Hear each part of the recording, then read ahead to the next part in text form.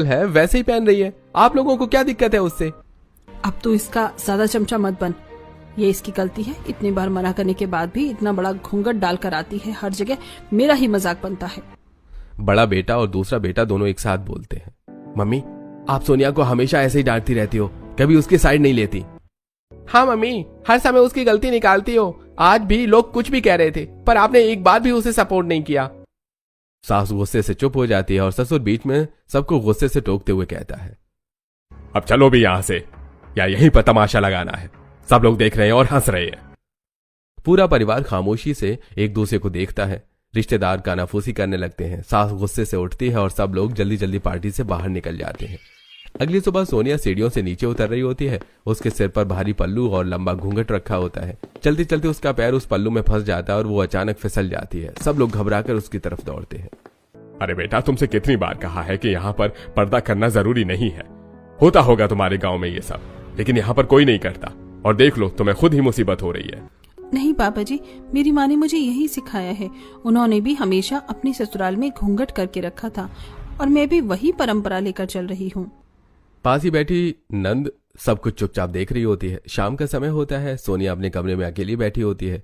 वो आईने के सामने खड़ी होकर खुद को देख रही थी। उसका चेहरा उदास दिखता है। तभी दरवाजा खटखट होता है और नंद कमरे में आती है। भाभी, आपको सब लोग कितना सुनाते हैं, क्या आपको बुरा नहीं लगता? बहुत बुरा लगता है पूजा, पर मैं क्या करूं? क्या अपनी मर्जी का पहनावा पहनना इतना बुरी बात है? मेरी माँ ने यही सिखाया है, वो भी निभा रही हैं। नहीं भाभी, कोई आपकी मर्जी छीन नहीं रहा, लेकिन जमाने के साथ थोड़ा बदलना पड़ता है।